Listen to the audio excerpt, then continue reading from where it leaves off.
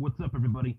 Ryan Thomas here, live on the Thomas Take Sports Podcast, once again bringing you another edition of the Thomas Take, and I'm coming to you live on the Thomas Take Sports Podcast YouTube channel to bring you another edition of an MMA version of the Thomas Take. This past weekend, Dustin Poirier versus Justin Gaethje took place in Glendale, Arizona. It was a crucial UFC lightweight division battle between Dustin Poirier and Justin Gaethje going into the bout. Poirier was ranked 5th. Gaethje was ranked 6th. So there was a lot on the line in terms of what could be next for the future of both of these fighters in their careers. The winner would, obviously inch closer to a lightweight title shot. The loser would be set back just a little bit in terms of, the title conversation. It was a fight that I was very excited to watch, a fight that I had really been excited to watch and had highly anticipated. Within the last few months, Dustin Poirier is going to bring it. He's got this MO as being a guy that brings it, and Justin Gaethje obviously has that MO as well. He's one of the most violent men in the UFC. Had that amazing battle with Eddie Alvarez a few months back. It was a losing effort, but nonetheless, it was a great fight. And you often wonder after a fight like that, what comes next? How does a fighter transition in their next fight? Do they make the adjustments? Do they go out there to just go to war, or do they make the adjustments to go out there and not just go to war, but to win the fight? And going into this fight, I thought with everything that took place at UFC, I believe it was the UFC Ultimate Finale with Eddie Alvarez and Justin Gaethje. Might have actually been on a pay-per-view card. Yeah, it was on a pay-per-view. I thought Gaethje was doing enough to win that fight, and Eddie Alvarez just landed one big knee, and it was too much for Gaethje. I thought Gaethje would somewhat make some adjustments heading into this fight with Dustin Poirier, because it was a crucial fight for Gaethje. If he goes to 2 losses in a row, there's not really much room to say that this guy should be in the title discussion. And then for Dustin Poirier, he's had a lot of very, very impressive performances. One of those performances was against Anthony Pettis in his last fight. I thought he looked very good in the main event of that card. Realistically, at lightweight, he's only got one true loss, being that he lost to Michael Johnson a few years back. The one fight that is the outlier of this entire situation with both Gaethje and Poirier is the fact that they both fought Eddie Alvarez, and as I alluded to, Gaethje had a back-and-forth battle. Poirier had much success against Eddie Alvarez, but Alvarez threw an illegal knee as Poirier was against the cage, down on his knees. Eddie Alvarez threw a knee at the head of Dustin Poirier, which is illegal. Cannot fire that technique off in that situation. So that was ruled a no contest. So going into this fight, there was a lot of very interesting storylines and MMA math, if you will, that we could do as MMA fans and say, well, this is how this is going to go based on this fight, and how this guy fought this guy, and vice versa. There was a lot to go on with that. A lot to talk about, a lot to, speculate on.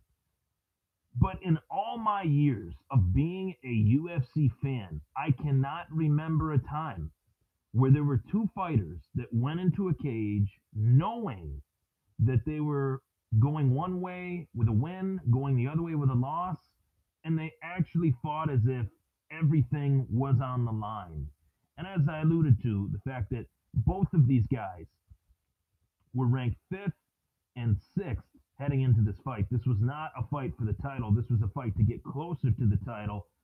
If I didn't just say that and a casual fan watched that fight, they wouldn't know that the fight was just a fight, a main event on a fight night card, a 5-round main event. They would think that that was a title fight, given the way that both of these guys fought. Going into the 4th round, I did have Gaethje winning the fight due to the fact that, he was inflicting more damage. There were several instances throughout the fight where Justin Gaethje eye-poked Dustin Poirier accidentally, and it got to a point where it recurred so many times throughout the fight that referee Herb Dean decided, we're going to take a point away from you. That could have exponentially changed the scoring results of the fight if it were to have gone the full 5-minute round, but it didn't. Dustin Poirier, I believe it appeared as if to me, Dustin Poirier went at Justin Gaethje knowing that he was getting poked in the eye. I think it actually pissed him off, and it allowed him to kind of just go full Hulk mode going into the fourth round and finish the fight 33 seconds into the fourth round. A great fight. Gaethje gave everything he could. Poirier gave everything he could, and it ended in the fourth round. Now, as far as what Justin Gaethje could have done differently to win this fight, there's a lot of things that he could have done differently in order to win this fight. Gaethje's an All-American wrestler. He could have at any point taken the fight to the mat. Dustin Poirier does have great takedown defense, but the caliber of wrestler that is Justin Gaethje, we haven't seen it yet inside the UFC. His fight with Michael Johnson was a stand-up war. His fight with Eddie Alvarez was a stand-up war with the capital WAR. And then this fight with Poirier, the fight with Alvarez was a massive war. The fight with Poirier was a war as well. Justin Gaethje has elected to fight in the most entertaining way rather than fighting in the most sensible way, I should say. Last night when I was on the podcast, I talked about how sometimes a fighter needs to know when it's time for him to go out. I alluded to it in another situation with a football player, and that is the situation that I think Justin Gaethje is going to find himself in. He's going to find himself in a situation where his skill set might force him to somewhat hit the proverbial wall, and at one point in the future, at some point in the future, one of his future bouts, he will not be able to take the punches that he has taken throughout the course of his career. And I hate to say that, but it's just reality. You can only take so many punches on the chin so many times before your body just says, hell no, I can't take this anymore. So Gaethje, I think, is going to need to take a break after this performance. He's obviously added a lot of miles on the tires within these last few fights. What's next for Poirier is what is very interesting about this fight, which is the very interesting talk of this fight. And that talk is, given everything that happened at UFC 223 with Khabib Nurmagomedov slated to fight Tony Ferguson once again, the fourth time. Tony Ferguson pulls out this time. Khabib was then slated to fight Max Holloway. Max Holloway was stopped from cutting the weight at the 155-pound weight limit, and the Athletic Commission of New York State said, no more. You're not cutting any more weight. And I think that was right. I think that was fair. We've had some weight cut injuries and deaths these last few years that are very disturbing, and you got to put the fighter's health first before anything else. But we got Ally Quinta in there versus Khabib, and that was an interesting fight, but Khabib dominated the fight. People can nitpick Khabib's performance all they want, but he dominated the fight. The belt was on the line. The belt was vacated from Conor. How soon is Conor coming back? We don't know the answer to that. We also don't know what legal trouble is he going to have due to this bus attack or whatever you want to call it. But realistically, let's just say, for the sake of it, that Conor won't be back for another 5-6 months. I want to see the UFC lightweight division move forward. I want to see the UFC lightweight division reach its point where it's continuous, just like it used to be, where the champ defended his title. If he lost, we'd be on to the next one. We haven't been on to the next one in the UFC lightweight division in quite some time due to the fact that its champion, the last champion, Conor McGregor of the division, held up the title by not defending it. I want to see the division move on. I want to see the division move forward.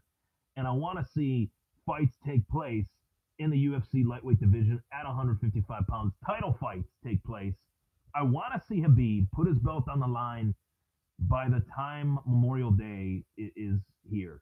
Sometime this summer, maybe, early or late summer, early fall. That's what I want to see. I want to see Khabib put his belt on the line and make something happen.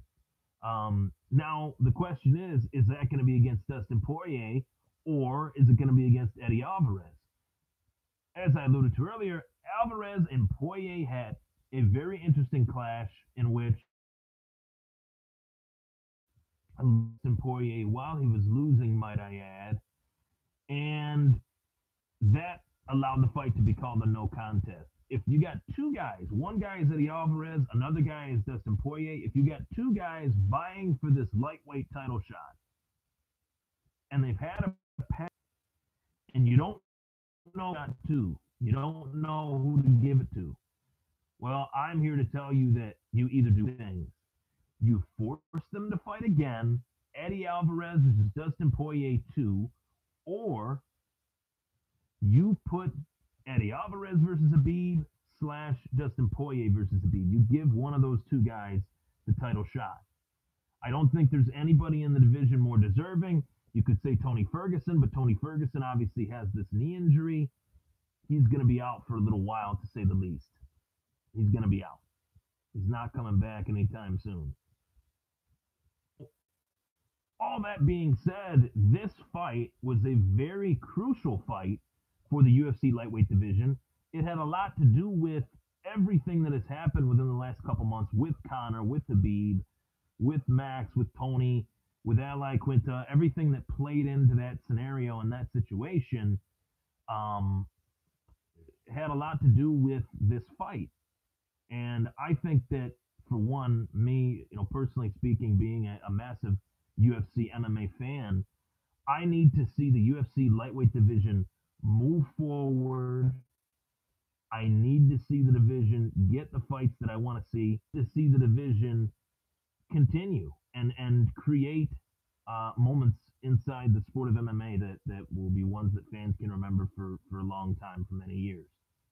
Now, the obvious fight that everybody's going to be talking about now is Habib versus Conor, as they should. It's a massive fight, the right fight to make, but we don't know how long Conor is going to be out for, and that definitely deserves some clarity. We need to get some clarity on that situation. We need to know where we're going to be at in that situation within the next couple months, or at least the next couple weeks. And I think we will. Now, if it were up to me, based on that performance versus Justin Gaethje, I would put Poirier in there versus Habib. But we also got fights coming up this Saturday, and I'm going to give you guys my preview to those fights, my prediction for those fights. UFC Fight Night, Edson Barboza steps back into the cage to take on Kevin Lee. That's going to be a very, very entertaining fight, one that is crucial to the UFC lightweight division, just as Poirier versus Gaethje was. We could iron out who could be the next title contender based on how impressive Kevin Lee or Edson Barboza win. I don't think Barboza would get a shot even if he wins over Kevin Lee, because Habib just mauled him. But let's just say Kevin Lee beats Edson Barboza pretty badly. Then that might, more impressively than Poirier beat Gaethje did. If Lee's victory is more impressive than Poirier's was versus Gaethje, Lee might leapfrog Poirier for the title shot. People say, well, Eddie Alvarez deserves the title shot. He's a former champion. Yeah, he's a former champion. He lost his belt in his first title offense. Has the no contest. Is coming off that huge win versus Gaethje. Both Poirier and Alvarez are coming off huge wins versus Gaethje. He's the outlier to this entire situation. I truly believe that Gaethje is taking a seat back, and if you really want to get down to it, you should have Alvarez and Poirier fight again. But if I were to pick a contender, it's not Conor, it would be Poirier. For me, it would be Poirier. With that performance versus Gaethje, he dig deep, he was tough, he was nasty, he was durable, took a lot of hard shots in that fight, kept battling through, and made things happen. Guys, these are the Thomas Take Sports Podcast t-shirts available on teespring.com. I actually think I made some new ones, so you guys can check those out once I release those in the next few weeks, as well as plenty other podcast coverage within the next few days. I'm going to be right back. I am going to preview and predict this Saturday night's UFC Fight Night fights live from Atlantic City, New Jersey this Saturday night. Edson Barboza, Kevin Lee, Frankie Edgar, Cub Swanson. We'll be right back. Last but not least, let's go Buffalo.